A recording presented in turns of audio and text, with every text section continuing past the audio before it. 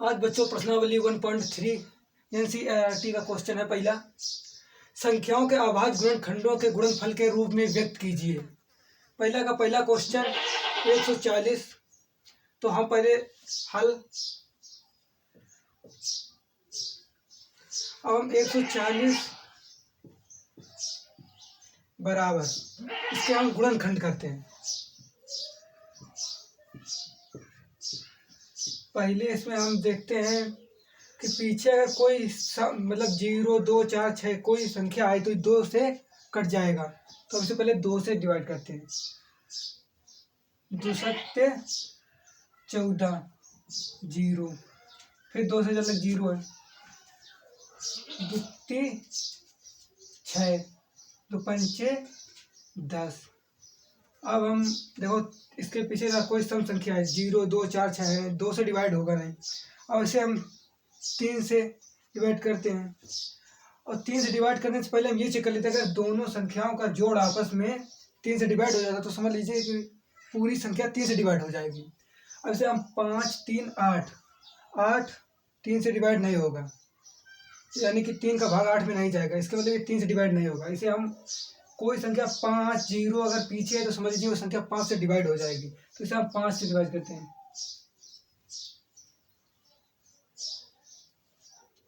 5 सत्ते 35, 7 एकम 7। तो इसके गुणनखंड हुए 2 × 2 × 5 × 7। अब इसी प्रकार हम क्वेश्चन नंबर दूसरा 156, और इसके भी हम इसी प्रकार गुणनखंड करते हैं।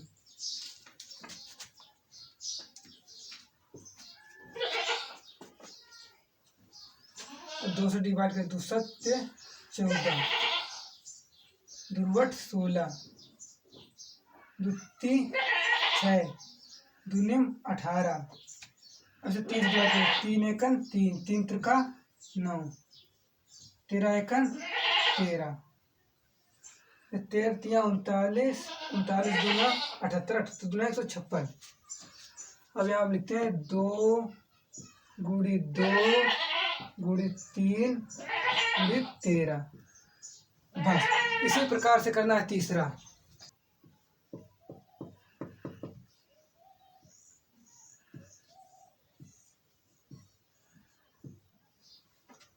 अब इसके हम इधर गुणनखंड कर ले रहे हैं। 38, 25। अब ये 2 से देखो नहीं करेगा क्योंकि पीछे कोई संख्या 0, 4, 6, 8, 10 है नहीं। अब इसे हम 3 से काटते हैं। 3, 3 दूना 3 एकन 3, 3 दूना 6, 3 चौक 12, 3 एकन 3, 3 दूना 6, 2 8, 3 सत्ते 52, गलती हो गई। 3 एकन 3, 3 दूना 6, 3 सत्ते 21, 55, 15। अब फिर काटते हैं हम 3 से। 3 चौक 12, 3 दूना 6, 55, 15। अब काटते हैं 4 2 6। अब ये 3 से नहीं कटेगा, देखो 5 2 7, 7 4 11। अब इसे हम 5 से काटते हैं क्योंकि पीछे 5 है और 0 5 हो 5 से कट जाता है। 5 5 40 और 55 25, 85। फिर 5 से 5 एकन 5, 5 सत्ते 35। अब 17 से 17 एकन 17। तो इसको हम लिख सकते हैं 3825 बराबर 3 × 3 × 5 × 5 × 17। अब 2 बचे हैं, ये अपने मन से कर लीजिएगा। हाँ, तो प्रश्न नंबर दूसरा, जांच कीजिए कि क्या किसी प्राकृतिक संख्या n के लिए संख्या 6 की पावर n अंक 0 पर समाप्त हो सकती है। तो मैं प्राकृतिक संख्या यानी कि हल n बराबर 1 2 3 डॉट डॉट डॉट डॉट 9, ये प्राकृतिक संख्याएं हैं। अब दिया गया कि 6 की पावर n, जब 6 की पावर n है तो यहाँ पर हम n की जगह 1 लेने पर तो क्या आ जाएगा 6 की पावर 2 लेने पर 36, इसे हम 0 पर समाप्त नहीं होगी, यानी ये संख्या 0 पर समाप्त नहीं होगी। तो हम ऐसे लिख सकते हैं कि 6 की पावर n संख्या 0 पर समाप्त नहीं होगी। इसे कई तरीकों से समझाया जा सकता है, सबसे सरल तरीका यही है, और इसमें कई भाषा लिखी जा सकती है, लेकिन सबसे सरल तरीका यही है। क्वेश्चन नंबर 3, क्या संख्या 6 की पावर n, जहाँ n एक प्राकृतिक संख्या है, अंक 5 पर समाप्त हो सकती है, कारण दीजिए। अब प्राकृतिक संख्या n बराबर 1 2 3 4 डॉट डॉट डॉट 9। अब हम 6 की पावर n और n बराबर 1 2 3 4 5 9 तक लिखने पर, मान लो n की पावर हम 1, n की जगह 2 3, मतलब कि 6 बराबर 36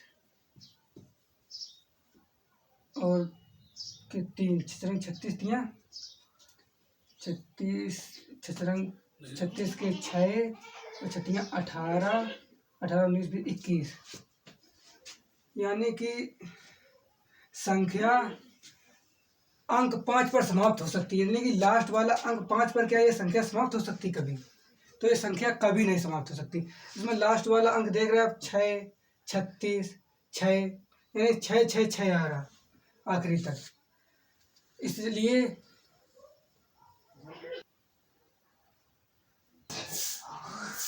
क्वेश्चन नंबर 4 है 7 गुणित 11 गुणित 13 प्लस 13 और 7 गुणित 6 गुणित 5 गुणित 4 गुणित 3 गुणित 2 गुणित 1 प्लस 5 भाज्य संख्याएं क्यों हैं?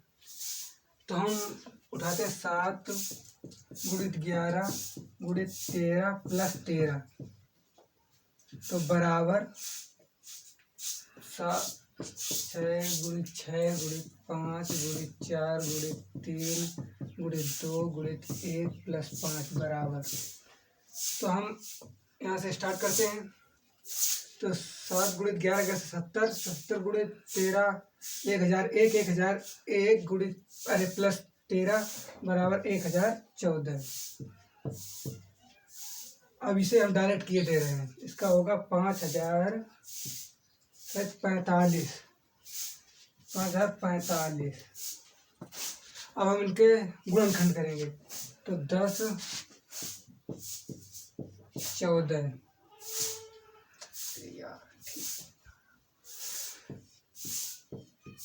10 14 दो पंचे 10 0 दो सत्ते 14।